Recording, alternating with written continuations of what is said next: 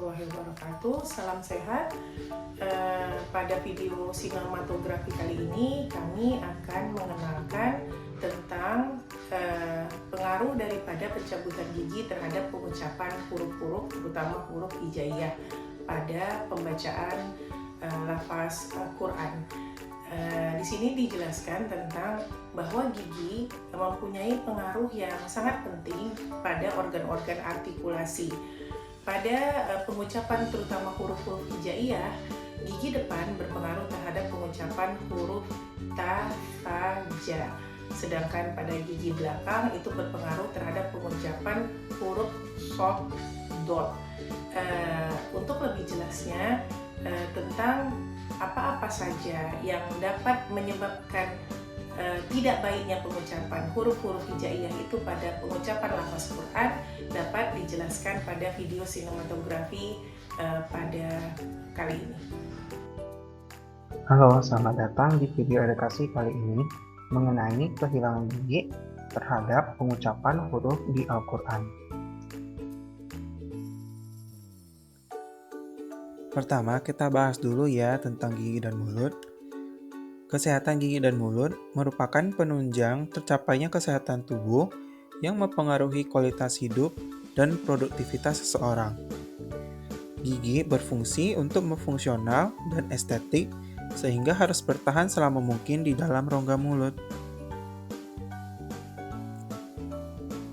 Gigi diperlukan dalam melakukan pengunyahan, penunjang pengucapan, penyeimbang, dan estetika wajah. Umumnya gigi sulung atau gigi susu pada anak-anak berjumlah 20, sedangkan gigi permanen berjumlah 32 gigi.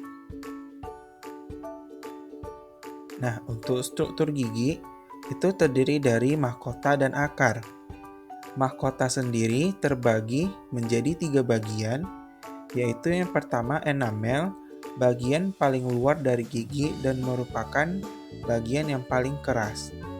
Kemudian ada dentin dan ada pulpa, yaitu tempat pembuluh darah dan saraf berada. Akar gigi merupakan bagian yang berada di dalam tulang rahang. Jenis-jenis gigi ada 4. Yang pertama, ada gigi seri atau incisivus. Fungsinya untuk memotong dan menggigit makanan. Kemudian ada gigi taring atau gigi caninus. Fungsinya untuk mengiris dan merobek makanan. Ada juga gigi geraham kecil atau premolar. Berfungsi dalam membantu mengunyah dan menghaluskan makanan. Yang terakhir ada gigi geraham atau molar, yang berfungsi untuk mengunyah dan menghaluskan makanan. Penyakit gigi dan mulut merupakan suatu masalah kesehatan yang tersebar luas di Indonesia. Hasil riset kesehatan dasar atau Riskesdas tahun 2018 menyatakan kejadian penyakit gigi dan mulut di Indonesia mencapai 57,6%. Penyakit gigi dan mulut disebabkan oleh beberapa faktor, yaitu kurangnya pengetahuan akan pentingnya pemeliharaan gigi dan mulut, kemudian malas menyikat gigi dengan cara yang tidak benar, suka mengonsumsi makanan dan minuman yang manis. Penyakit gigi dan mulut yang dapat timbul seperti gigi berlubang, penyakit gusi atau gingivitis, mulut kering, dan juga penyakit lainnya. Karies atau gigi berlubang merupakan salah satu penyakit yang paling banyak ditemui pada semua usia.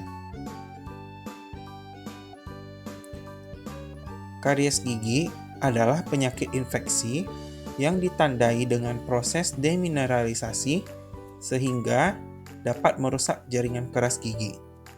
Fermentasi gula oleh bakteri di dalam plak gigi dapat menghasilkan asam sehingga menyebabkan turunnya pH dalam rongga mulut.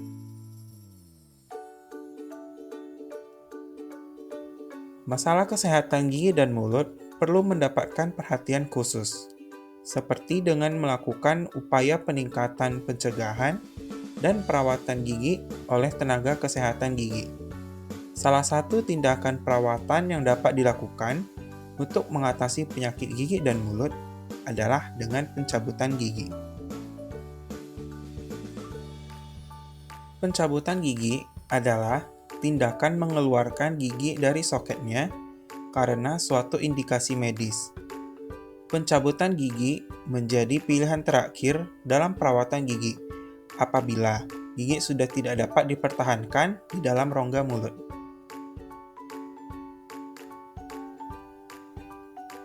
Adapun berbagai alasan dilakukannya tindakan pencabutan gigi, yaitu yang pertama karies gigi, penyakit pulpa, sisa akar, penyakit periodontal yang parah, perawatan ortodonti, gigi yang terbenam, gigi berlebih, gigi yang patah atau fraktur, dan gigi yang terlibat pada fraktur rahang.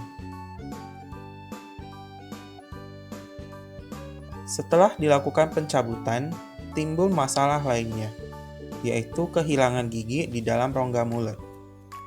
Kehilangan gigi dapat mengganggu fungsi pengunyahan dan dapat menyebabkan gangguan sendi rahang, yaitu sendi temporomandibular. Hal ini dapat terjadi karena kehilangan gigi dalam jumlah yang banyak dan berkepanjangan tanpa adanya pengganti atau gigi tiruan.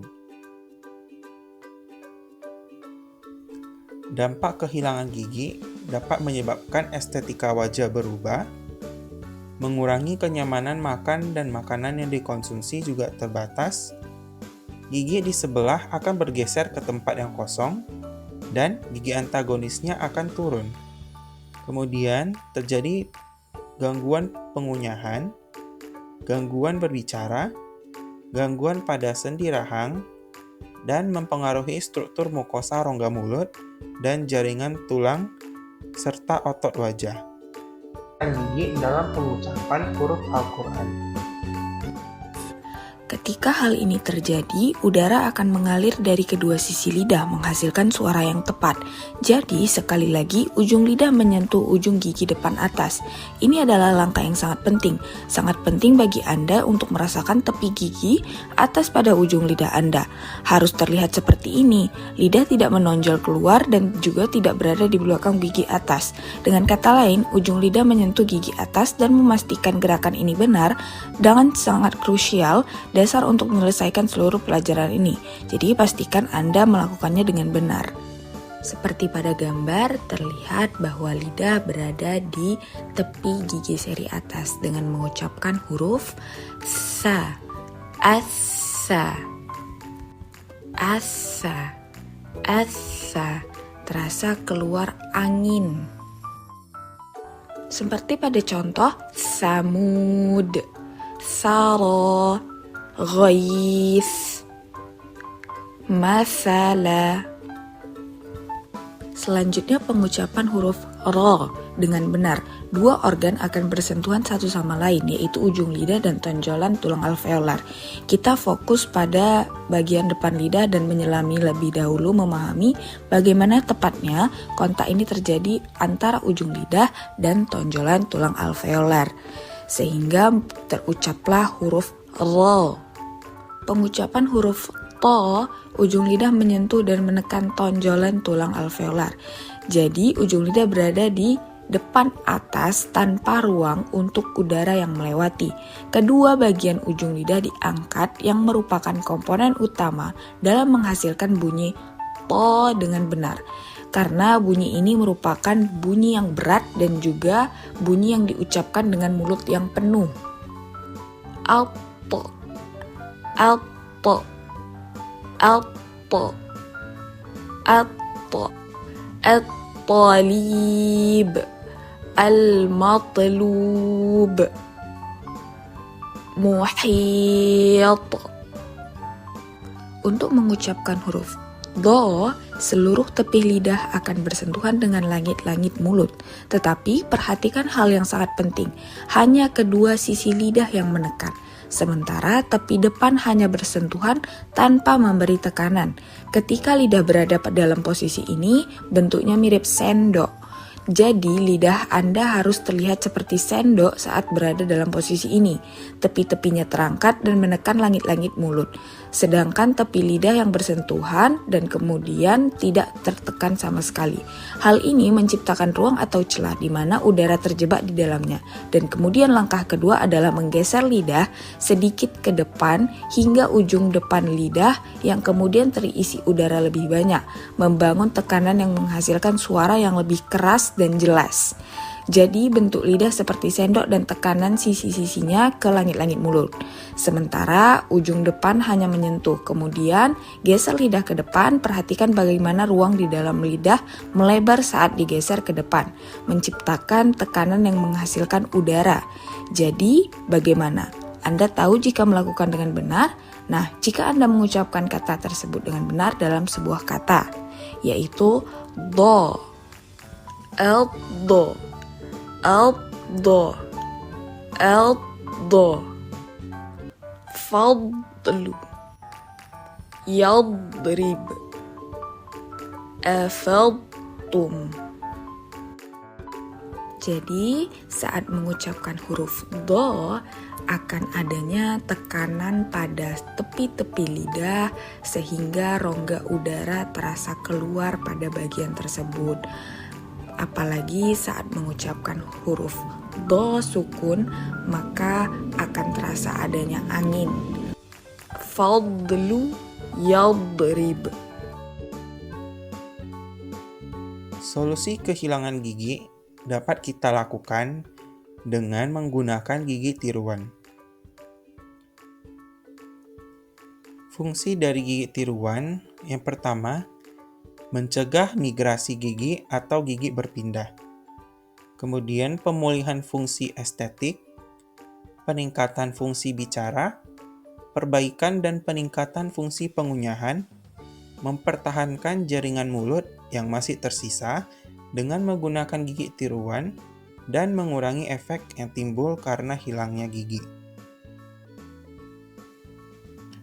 Manfaat yang kita dapat dalam mengganti gigi tiruan, yang pertama mengembalikan fungsi bicara dan pengunyahan, mencegah pergeseran gigi, meningkatkan kepercayaan diri, dan kualitas hidup meningkat.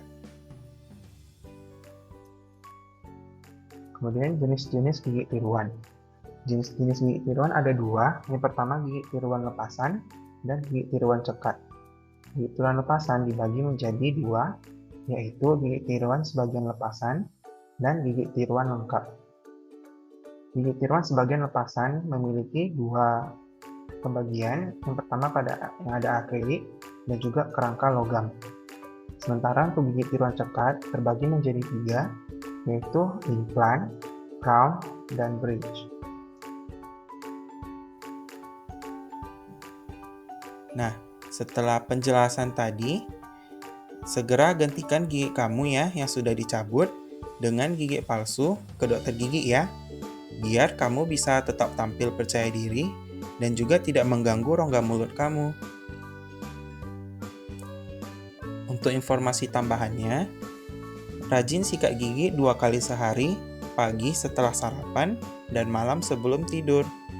Gunakan juga benang gigi dan sikat lidah, dan periksakan gigi kamu ke dokter gigi setiap 6 bulan sekali. Berikut kita saksikan video untuk cara penyikatan gigi yang baik dan benar. Pertama-tama, letakkan sikat gigi 45 derajat terhadap gigi.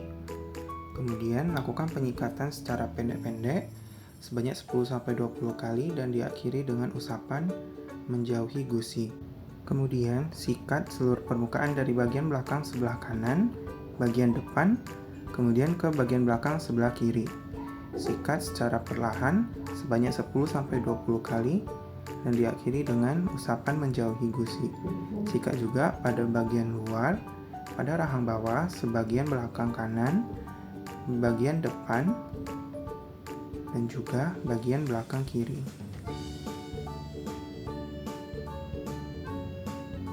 Dilakukan dengan gerakan yang sama.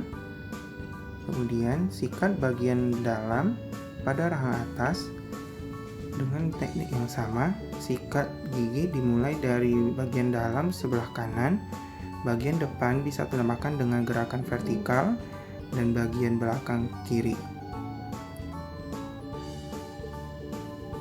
Setelah itu, sikat gigi bagian dalam pada rahang bawah dari sebelah kanan dengan teknik yang sama.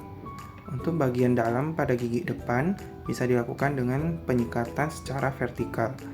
Sikat juga pada bagian belakang sebelah kiri.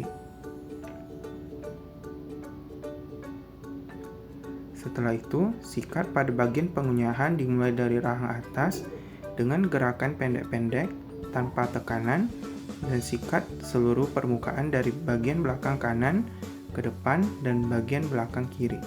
Setelah itu, sikat pada rahang bawah bagian pengunyahan mulai dari bagian belakang kanan ke bagian belakang kiri. Nah, dari video tadi, sikat gigi diletakkan dengan sudut 45 derajat terhadap gigi. Kemudian lakukan penyikatan dengan pelan. Sikat seluruh permukaan gigi dari bagian belakang dan depan pada sisi luar, sisi dalam, dan sisi pengunyahan. Jangan menyikat gigi terlalu kuat karena dapat melukai gusi.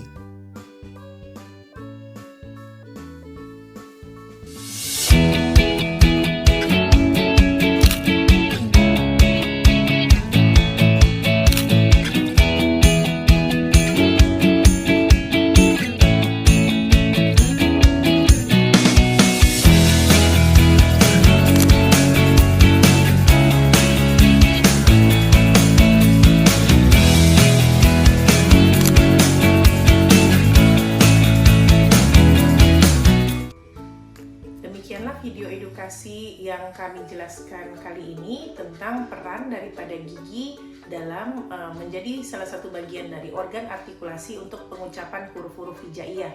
Semoga bermanfaat bagi teman-teman semua. Assalamualaikum warahmatullahi wabarakatuh. Salam sehat.